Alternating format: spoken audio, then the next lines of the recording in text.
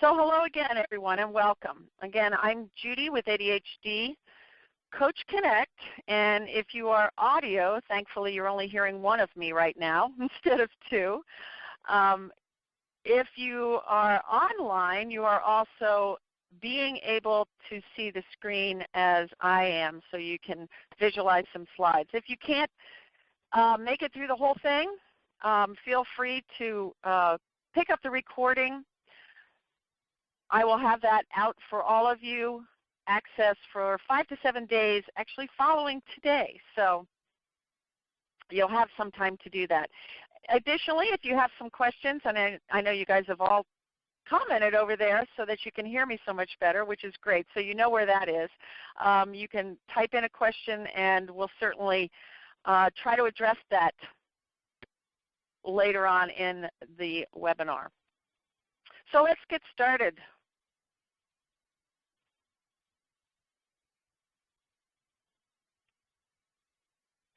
Again, I'm Judy with ADHD Coach Connect. Thank you so much for joining us. Just a little bit about who I am. My background is an intervention specialist in the public schools for over 15 years, both middle and high school. I've worked a lot with parents just like you, been involved in the IAT teams, the IEP teams, 504, so I have a lot of background and knowledge in that area.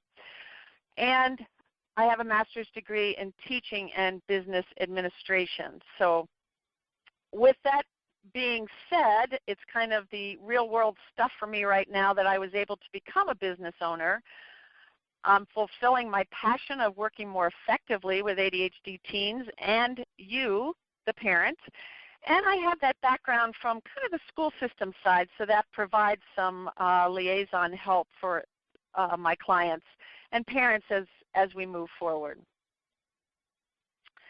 So that being in mind, I'm able to fulfill my passion of helping ADHD teens and you get effective results. I'm a constant and available and accessible resource where I know a lot of people don't realize we're here, so we're trying to spread the word, and that's all I ask you to do is keep spreading the word that there is a resource here, because there's so many parents and teens that are feeling lost and hopeless. I'm in the Columbus area, but certainly I work with some people through Skype and the phone and can help people outside of this area. And I too struggled with high school and college until I developed a lot of these skills that I'm going to present today. So we want to provide you with a safe place for immediate comfort and a place where we truly do understand your situations and hopefully how we can make it look a little bit different for you. So what we're hoping you discover today is how we can change some of these behaviors that are so frustrating. Being that helicopter parent is not a bad thing, but how and when can we kind of back off of that so we can let our child become a little more independent? And how can we eliminate you from being the bad guy, from being that, I hate to use the nag word, but the one that just keeps pummeting and pummeting to try and get some changes made? How can we eliminate you from being that bad guy? How can we also bring some chaos to calm within the home? And certainly here to support you and understand that you're not alone and we are here for you as support, not only through this, but even afterward. So I think most of you are probably here because there may be some familiarities here with your child. You may see grades that are slipping and plummeting, not doing well in school, especially the older the child gets. Test scores are becoming not as good. They're struggling with those. Behavior issues might be becoming a little more frequent, or little or no motivation from your child. You've tried to talk with them, and they won't really open up to you, but they have no problem whatsoever on those video games. They can stay focused, and they seem to be running their lives. And perhaps you're visiting us today because this is you. You're an exhausted parent. You're drained. You're struggling daily, holding it together. You're so tired of trying to contact school, to follow up on your child, to take papers to school, to talk with your teachers. There is literally no time for you. And then you start to question, what am I doing wrong? You try talking to friends, but they don't really get it. And certainly as a parent, your heart breaks every day as your child continues and continues to struggle. So first of all, I applaud and I acknowledge all of you for joining us today, because we are going to provide you with some things, but the fact that you're just reaching out, looking for help, thank you so much for having your faith and joining us today, but I acknowledge all that you're doing and the fact that you are continually looking for resources that help not just you but your child. So what we're going to try and do is imagine something different. Imagine what it could look like. Maybe a happy child, maybe a report card that's a little bit better grades, or just some rest and relaxation for yourself, some time for you. And we want to make sure that we are moving forward, that we can think and visualize and hopefully bring to a reality assignments that finally are written down, test scores improving, the calls from school are stopping, your child is actually completing his or her homework and turning it in. And more importantly, you begin to bond with your child again and have some fun, both of you and your child, as we move forward. Joanne Steer and Kate Horstman have a book out that's called Helping Kids and Teens with ADHD in School. And there's 5 key things that everyone needs to know about helping people and children with ADHD. The 5 that they list are understanding, adapting the environment around the person, teaching skills, making the young person an active part, and then considering changes to the system. So we're going to look a little more closely on what each and one of those mean. Understanding is the key. Learn and speaking about ADHD. And this is one thing that I try to talk to parents about quite frequently when I initially work with them. Unfortunately, it is often still the elephant in the room, not just necessarily at home, but also can be at school and other environments. We want to learn and speak about it. We want to bring it to the surface because you really do need to find out how your child feels, realizing that their difficulties that they're struggling with, especially as they continue to grow, are actually genuine, that they're not purposely going out of their way to do any types of things that would upset you. And we want to spread the positive, really accentuate the positive, and educate others on ADHD. Dr. Russell Barkley, who is obviously one of the gurus, and any of you who are familiar with ADHD know that name, is very, very strong about education being the most important intervention. And I use it as the very first intervention, because until we have some idea and understanding about how our brain works or how your child's brains work, there's the next step to awareness and acceptance is non-existent. So we really have to start with that education piece. Adapting the environment around the young person, not the young person around the environment. And that's what we see happen at schools in a lot of situations. Being a former school teacher, I understand that you're limited in some ways with your environment. So sometimes it becomes very, very difficult, especially if you have 15, 20, even more children with different needs. So trying to adapt an environment around a young person is quite a struggle. But in the home, we can do it maybe a little bit easier.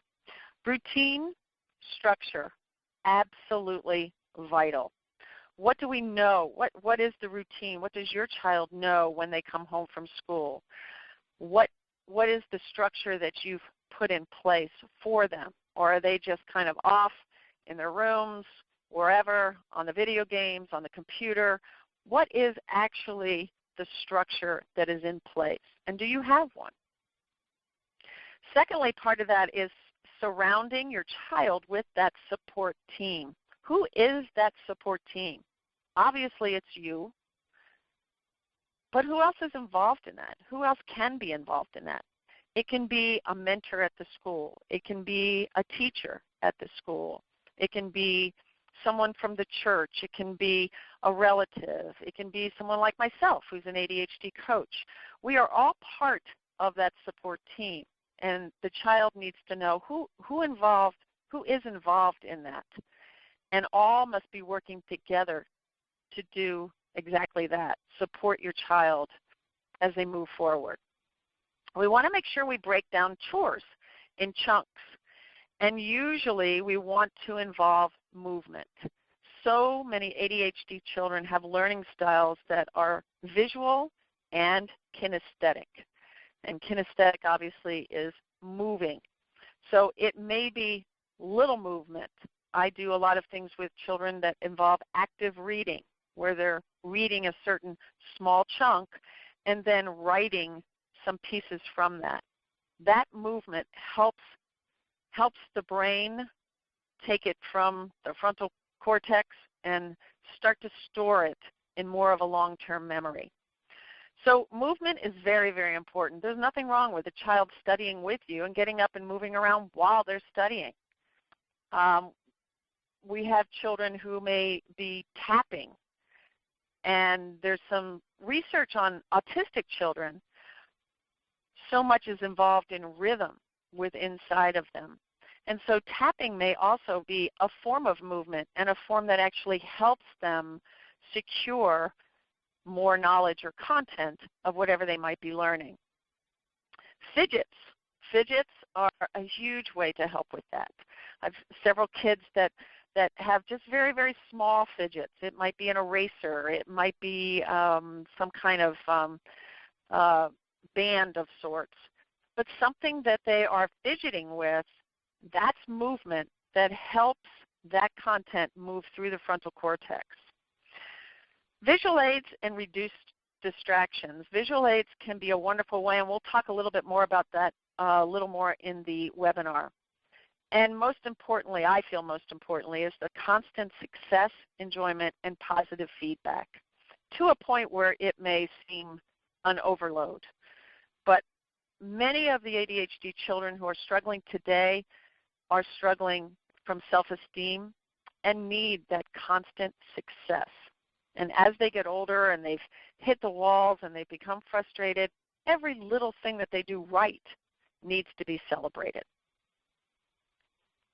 The third thing, teaching skills, and we will also break this down a little bit deeper in a few minutes. We're going to actually make a transition from not just teaching, but also training, which is a little bit different to look at. And making the young person an active partner. They have to be involved in where we're going. We've dictated this child's life continuously at school, at home, when they're actually thinking and organizing and creating differently than what we do.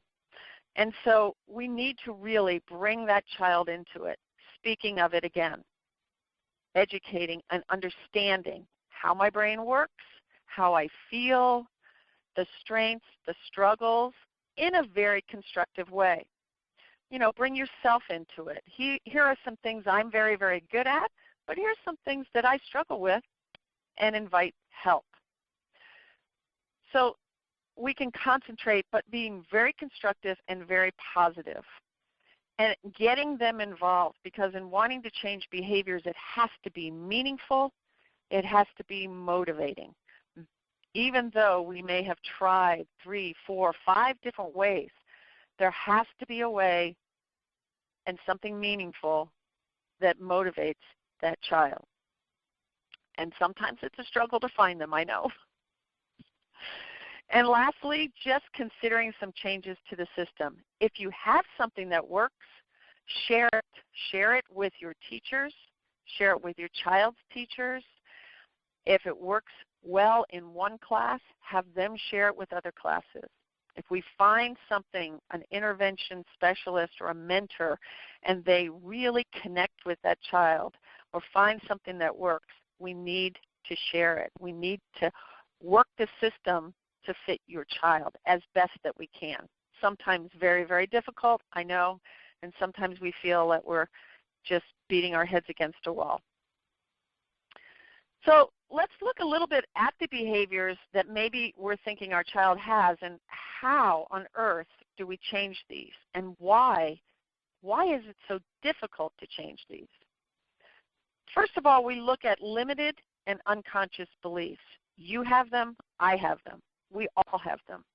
If we go back in our childhood and think about some of the things that happened in our household, happened in our environments, they become ingrained in us.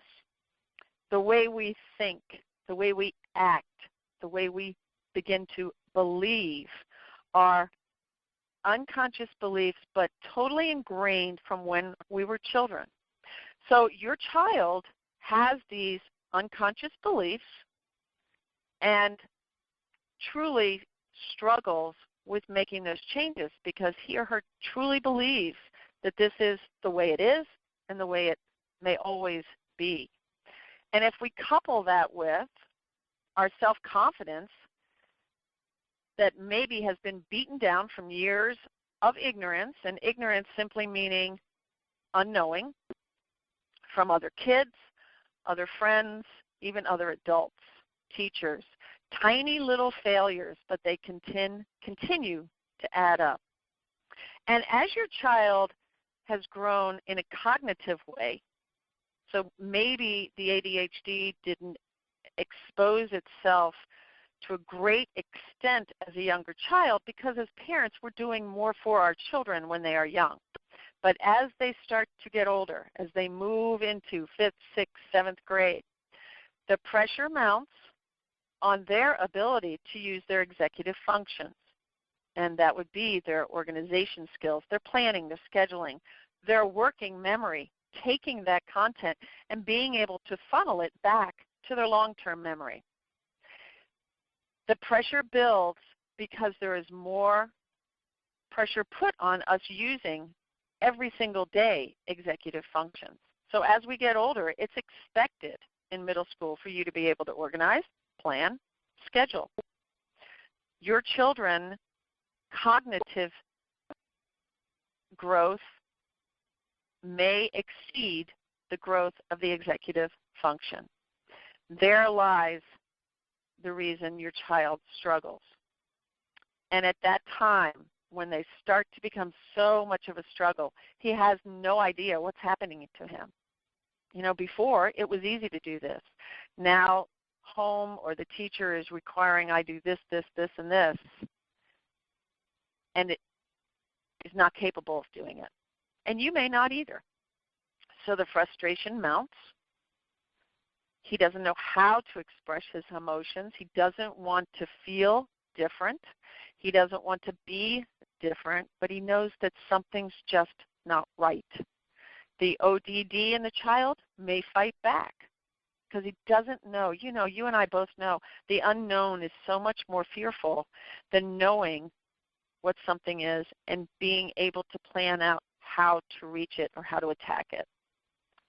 So we begin to feel that stupid, that laziness appears, and they give up very easily because there's no skills for them to know how to navigate through those executive functions to do something as simple as writing down assignments, finding them when they're finished with them, sitting for a long period of time without being distracted. So beliefs, those ingrained beliefs, can result in things that I'm sure all of us have seen or heard at one time or another, where we have our children maybe generalizing. Everybody else is so good at this, so why should I do it? Why should I even try? They think in absolutes. It's all or nothing. They give up very easily because they don't have a pathway. They don't have a skill towards achievement. They also don't have a memory of success.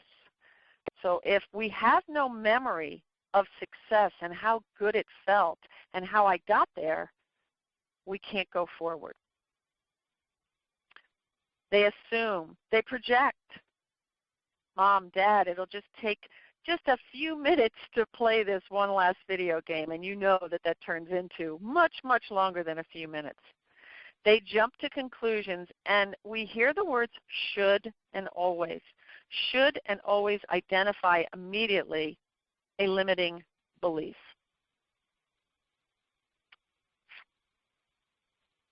So what do we do? Where do we start? Wow. Change isn't easy, and you have to prepare yourself for some battles. And here's the piece that I talked about earlier where we begin to not only teach, but train. So teaching we can define as kind of a guide, kind of showing by experience, instructing, imparting knowledge. And these are all things as parents that you have done throughout and done extremely well. But we have to also now, to change a behavior, bring in the piece of training. And training refers to a little bit more specific focus on something.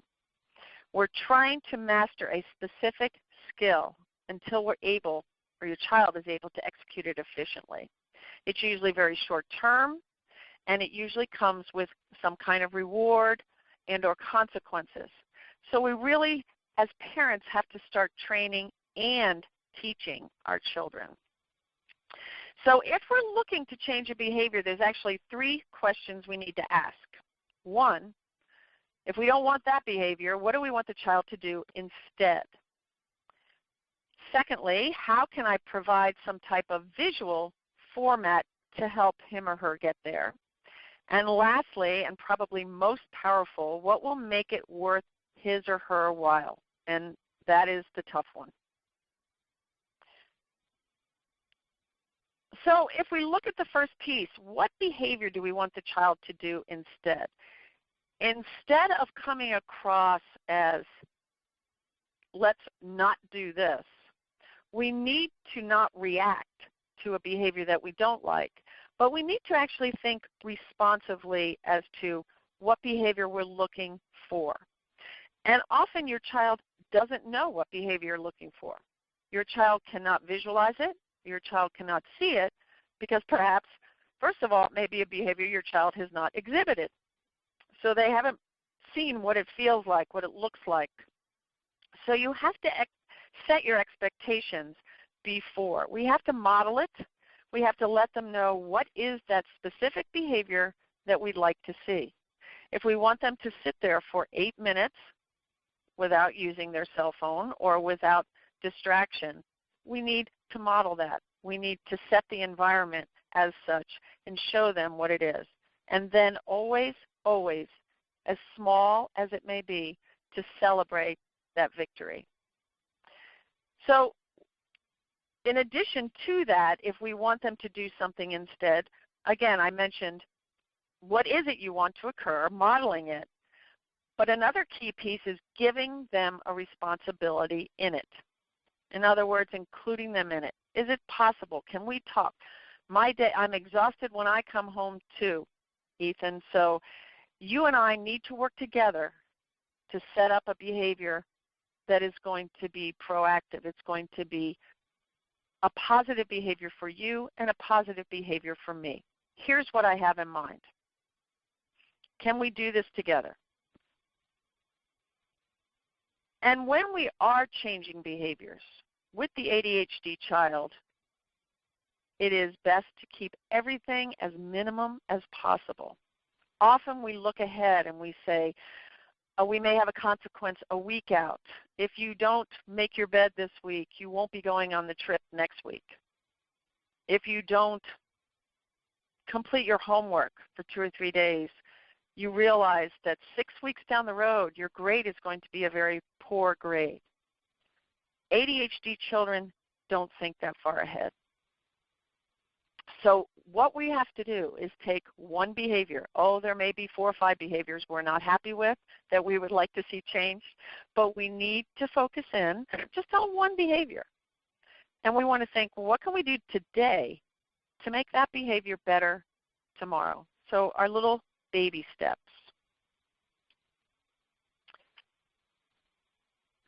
Excuse me. The second question involves, how can we provide a visual format? And this helps in that change of behavior. First of all, we want to try and take away you from being the bad guy. Think back on how many times you've kind of had a discussion with your child on a daily basis to remind them to do certain things. We want to depersonalize that. We want you not to be the bad guy anymore. So we want to either use some kind of structure. We want to use a timer. We want to use a bell. We want to use a checklist.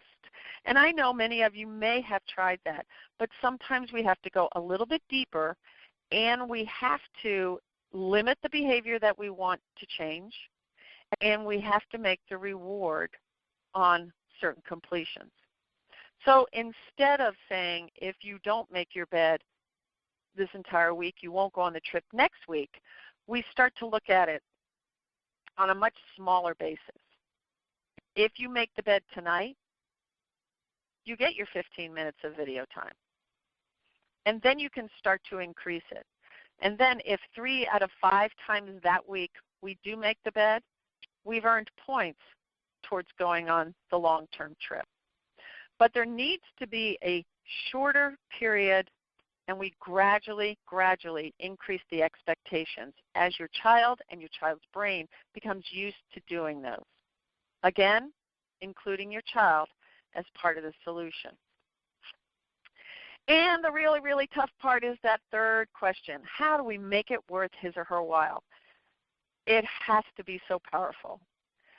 It's the tough one, but this is why you include your child. What you think would be very, very gratifying to your child may be completely different than what they think.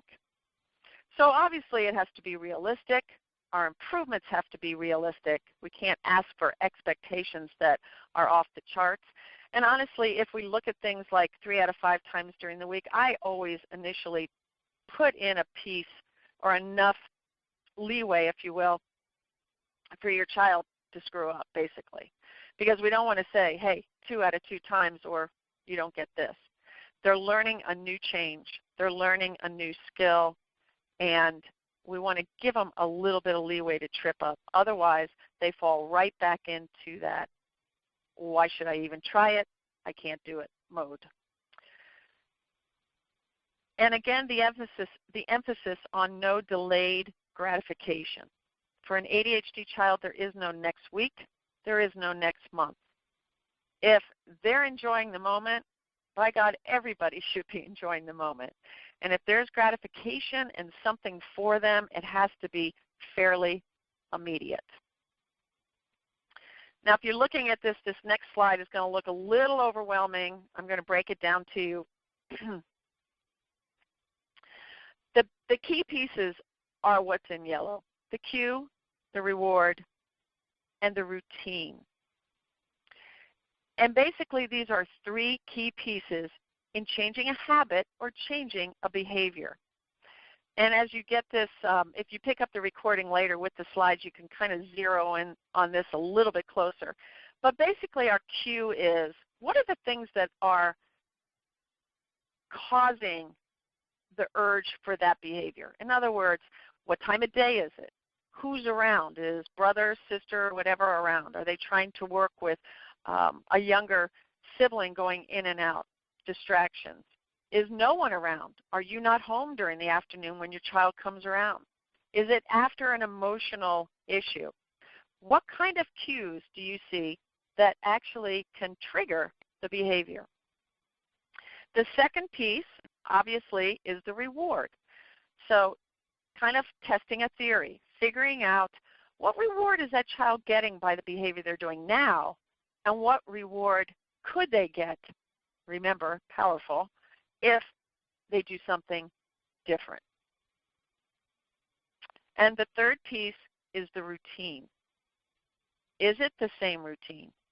Do you get home at 6 o'clock every night? Does your child get home at 4? Do they do the same kind of routine? Run to their computer, hang on their computer. And then we can't get them to really get structured. There's no reward for it. They should be able to pull out their homework and they should be able to start it, but they can't. But we haven't really changed the cue or the time of day or who's around, the reward, or the routine. So 1, 2, or all 3 of those have to start to be changed in order for you to see a change of behavior or a change of habit. We're going to skip this one. That's a little bit closer for you to be able to see some of the cues.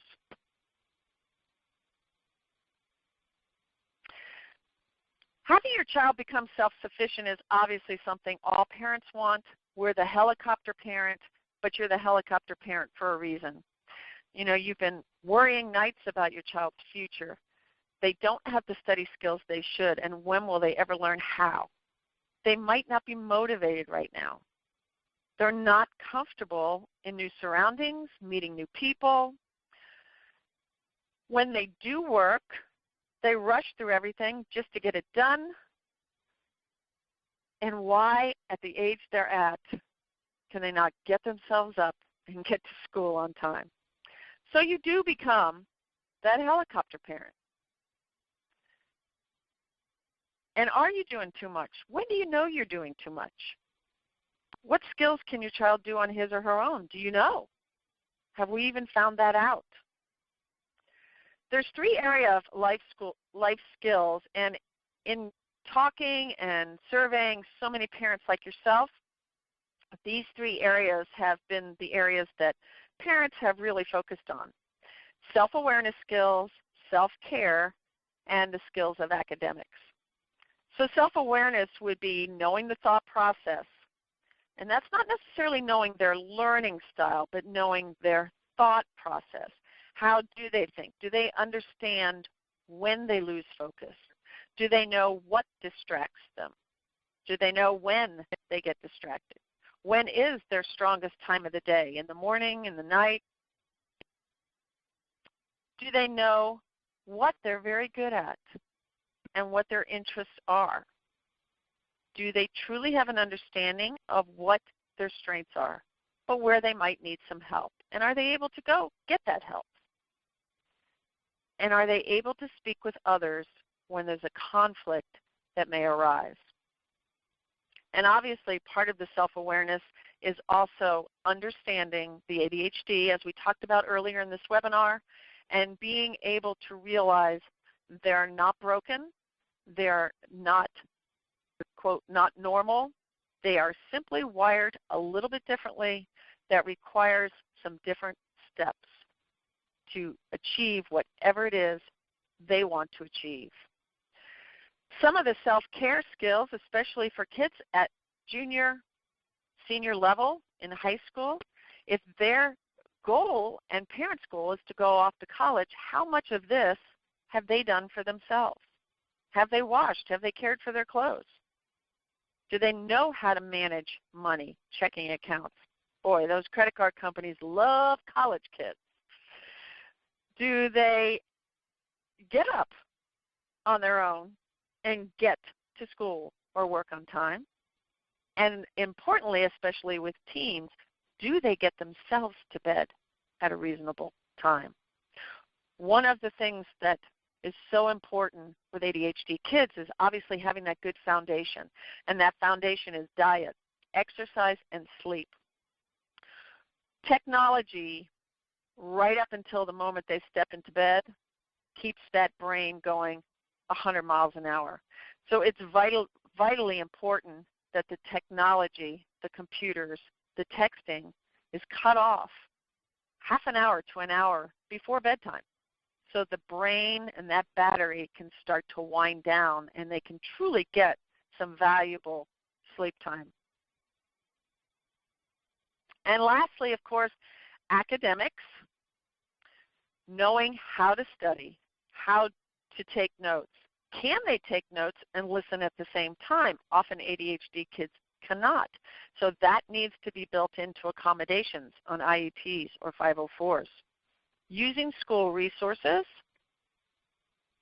knowing how to motivate or get themselves to pay attention to what they need to pay attention to.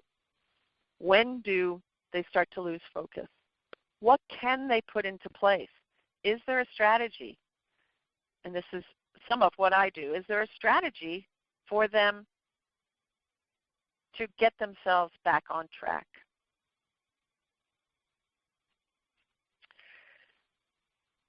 And how, as a helicopter parent, do you know if you are doing too much? Are you doing all those skills for your child? Are you doing the self-awareness? Are you the self-care? And do you help them too much with the academics? The book Ready for Takeoff by Maitland and Quinn talks specifically about this, and they refer to it as who's piloting? Who's piloting the day-to-day structure? Who got the extra set of books for homework? Have you restricted access to the computer at all? Again, lights out at certain times? Or are you kind of the catch-all, the safety net? If there's late assignments or no assignment done at all, are you the one running back and forth to school either to get materials or take materials if needed? So how do we ease off? How do we get off those controls and start to transition them? ADHD teens can and are very successful in life after high school and during high school. Unfortunately, many of them don't have the skills in place by the time there's so much pressure on those executive function skills.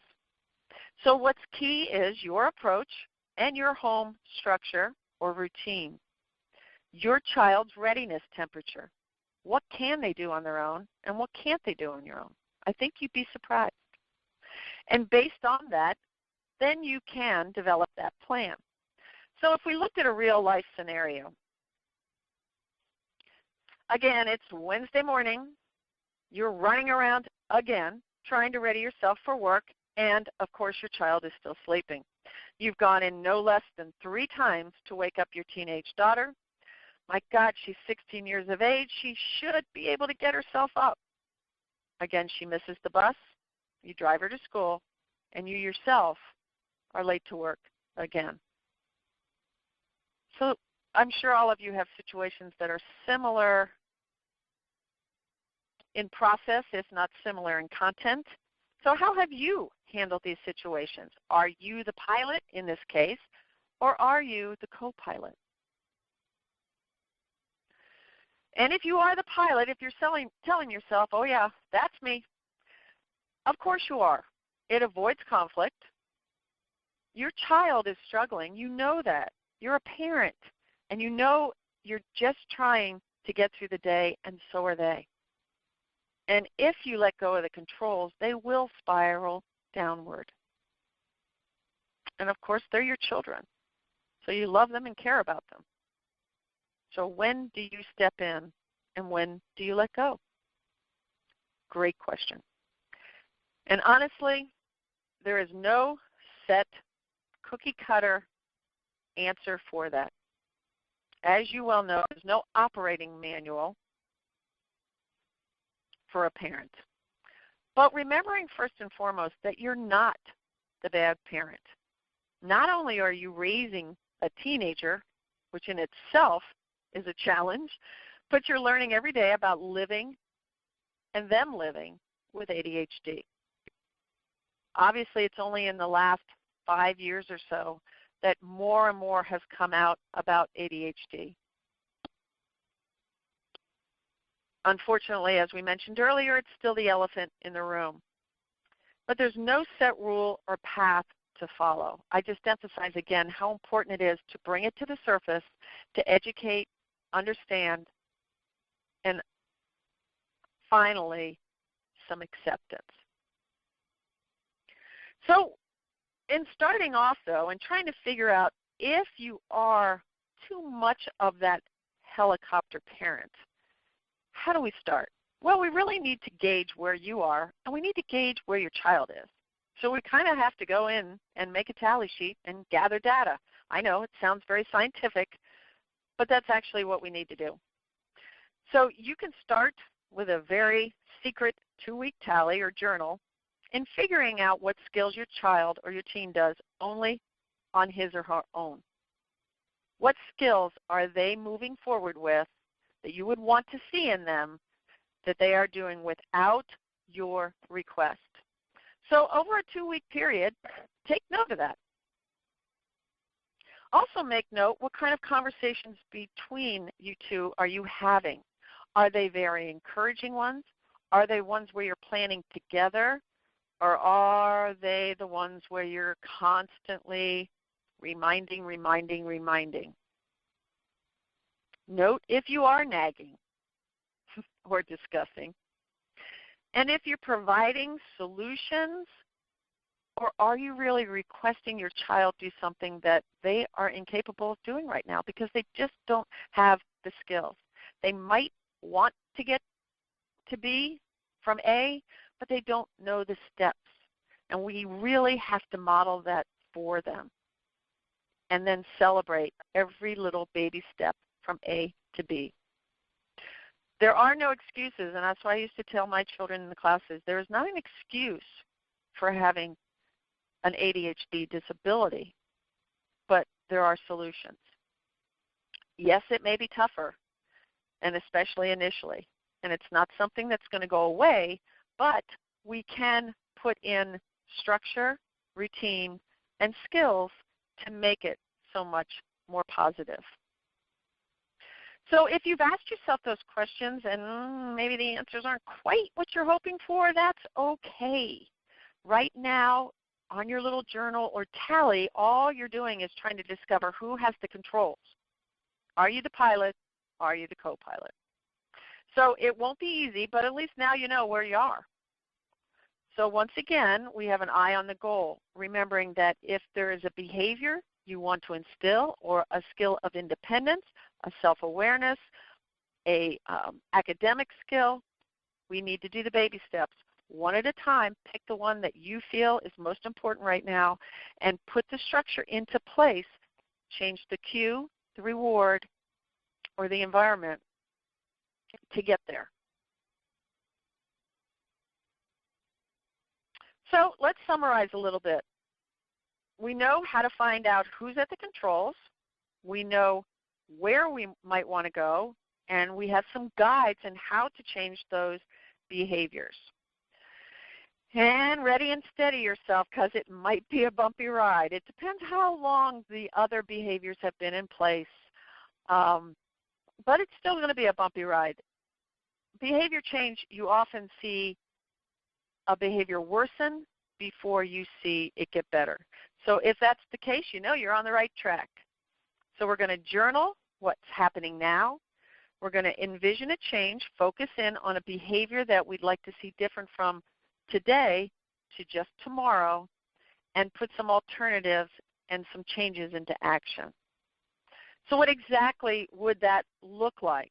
Well, let's go back to that real life scenario where you were running around readying for work, and I'm sure all of you have some other scenario, if not the same one, going on in your brain. And your child is not waking up. She's 16 years of age. She misses the bus, and again, you drive her to school and find yourself late to work again. If we don't change any of those 3 key pieces that we talked about earlier on the cue and the reward and the routine, we're going to come up with the same answer. Nothing's going to change. But if we take that scenario, how can we pass the controls?